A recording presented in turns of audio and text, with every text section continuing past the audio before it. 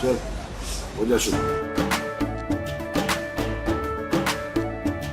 केसरिया से मन जोगी हुआ रे, दिल झूमे देखो मतवारा हुआ रे, दिल झूमे देखो मतवारा हुआ रे। हर पल मनाओ केसरी त्योहार।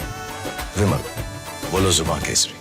है कि 9 राज्य ऐसे हैं जहां आज हिंदू माइनॉरिटी में हो गया।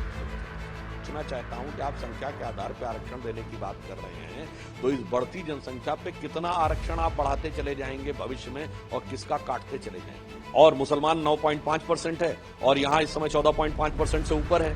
2011 की सेंसस में क्या है? 51 की सेंसस में हिंदू 88% है, 2011 में 79.8% है।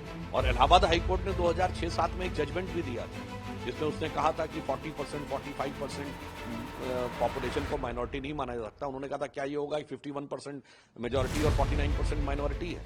2011 की सेंसस में क्या है?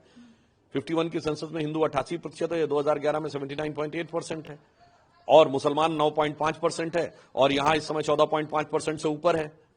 तो इसमें कहीं कोई किंतु परंतु नहीं है, पर यह जनसंख्या का इस रफ्तार से बढ़ना और उस बढ़ती हुई जनसंख्या को ललचाई नजरों से देखकर राजनीति करने को तत्पर होना, इसलिए मैं विपक्षी दलों से, इंडी गठबंधन से पूछना चाहता हूं कि आप संख्या के आधार पर आरक्षण देने की बात कर रहे हैं, तो इस बढ़ती जनसंख्या पे कितना आरक्षण आप बढ़ाते चले जाएंगे भविष्य में और किसका काटते चले जाएंगे? क्योंकि SC, ST, OBC की जनसंख्या सिर्फ जनसंख्या बढ़ने के आधार पर बढ़ेगी। संख्या, ये जनसंख्या, इनकी संख्या 3 तरीके से बढ़ेगी। जनसंख्या बढ़ने से, धर्मांतरण से, क्योंकि उसको इंडी गठबंधन के सारी सरकारें और दल समर्थन करते हैं, और घुसपैठ से। ममता बनर्जी जैसे लोग कहते हैं मैं देखती हूं कौन जो है घुसपैठियों को बाहर कर सकता है। इसलिए मैं उनसे पूछना चाहता हूं कि इन 3 तरीके से बढ़ती हुई जनसंख्या, और जनसंख्या वहां पर बहुविवाह की मान्यता है इसलिए जनसंख्या और तेजी से बढ़ेगी, इन 3 तरीके से बढ़ती हुई जनसंख्या के आधार पर भविष्य में आप किसका आरक्षण कितना खाकर देना चाहेंगे, इस बात का जवाब आप दीजिए।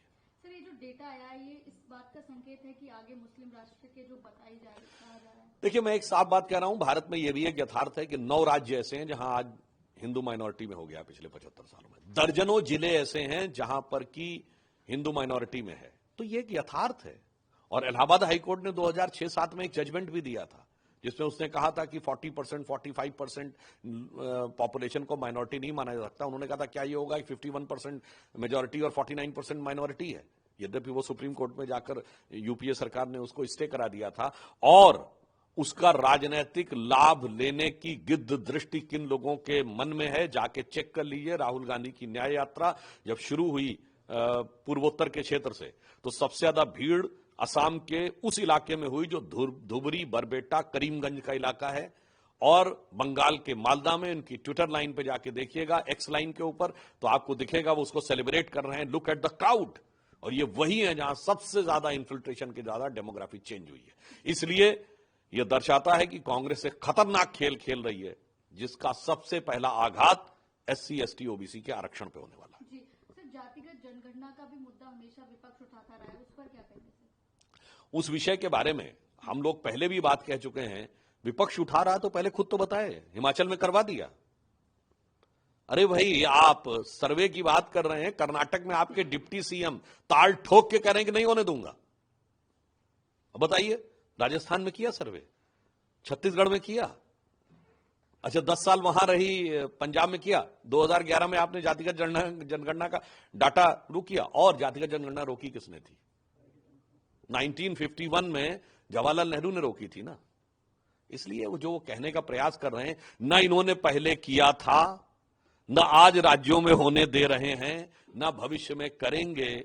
इनका उद्देश्य सिर्फ अपनी राजनीतिक रोटी सेकना। और फिर हम इस पे कह रहे हैं, जाति की जनगणना के आधार के ऊपर अगर मुस्लिमों की जनसंख्या गणना इतनी बढ़ती जा रही है, तो आप कितना रिजर्वेशन काटकर जनसंख्या के आधार पर कितना उनको देंगे?